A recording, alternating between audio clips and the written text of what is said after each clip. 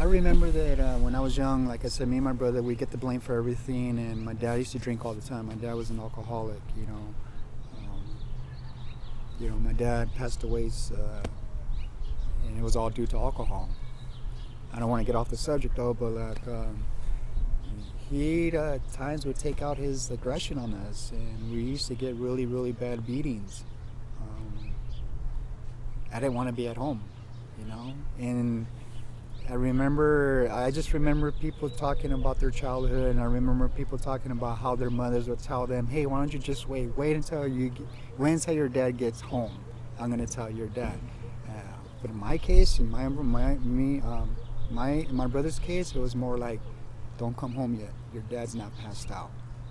So my mom would give us warnings, because if we were home, then we'd get an ass whooping. Me and one other brother, we would get the blame for everything, or we wouldn't get invited out to eat, or let's just say to the swami. There's a swami down over this way, Santa Fe Springs Swami. We go there a lot, and they would never take us. And at that age, I thought something was wrong with me. I was like, "What's wrong with me? How come they don't take me, and how come I'm not part of?" And I always felt like I wasn't part of. Started when I was probably about 7, 8 years old. And I remember my dad and my family, we'd have parties or get-togethers or whatever. So all the uncles would be over, cousins and family, friends. And they would all drink beer. And they got to the point where there was a little bit left, that I would go and take swigs out of their bottles. Not that I was slick being young, I would pour water back into it and put it right back by their sides. And I just remember getting this different feeling, and it made me feel good.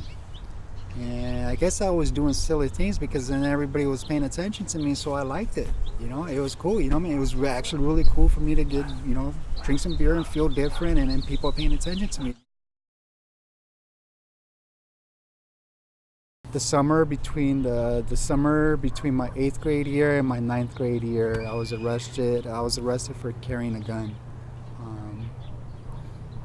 I was carrying a gun, and I was really out to hurt somebody, and I was almost to the point where I did, until the police showed up and I got arrested. They caught me, and I had the gun with me, and they took me into juvenile hall.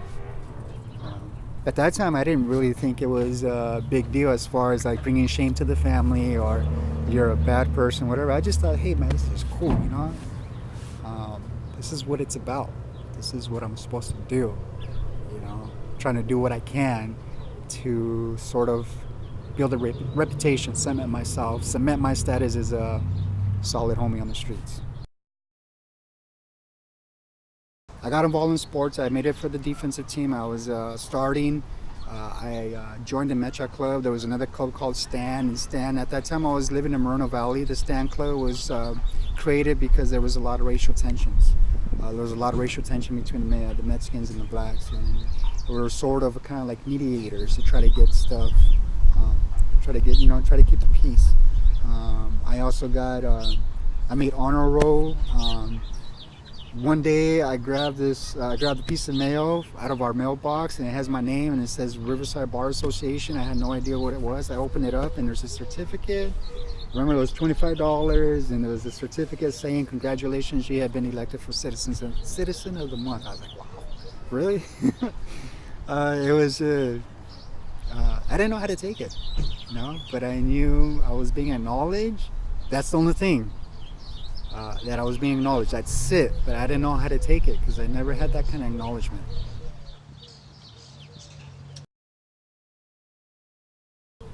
I went out there. I wanted to get out from the area, and I wanted to learn. And I remember, wow, it's just interesting how things come back into my head, because I remember I was on course. I don't want to say I was on course, but I wanted to go to the path where I can take. There was a 2-year program, chemical dependency, and you take it and you go through all these courses as far as prescription, non-prescription drugs and counseling and all that, because that's what I wanted to do. I remember, but at the time I was taking general education classes to kind of get those units out of the way. Um, it was fun, and I was working with the school district, Chinle Unified School District. I was working on a little booklet on how to approach kids that could be influenced or are in trouble or something like that. I was kind of working on a little handbook. Uh, Let me see. Being involved with the sweats and the meetings, it was just it was a lot going on. There was a lot going on. I know a lot of people out there looked at me as somebody very important, and that's another thing. I didn't know how to accept that. I guess they had some housing projects for the faculty. So if you stick with us and you dedicate yourself and you commit yourself, we can set you up and you can have a career.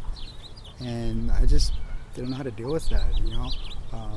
People treated me like I was a celebrity. I kind of felt like I didn't deserve that. There was a few times where I did drink alcohol. I had a girlfriend. And that was another factor why I came back too. She, at that time, she cheated on me, and I was heartbroken. I was 18 years old, and I was heartbroken, and just the fact that reasons and the factors where I don't deserve this kind of attention. I don't deserve this opportunity. I got cheated on by a girlfriend, and I wanted to come back home. We made a decision. I went back home, and the only thing I brought back with me was a debit card and maybe a little bit of clothing. I think I remember I had like probably a little more, in between $2,000 to $3,000 in my account, and that went by, I want to say, within the month. I was able to do, if I remember correctly, 3 withdrawals a day, and I did that to the fullest, and I went to dope.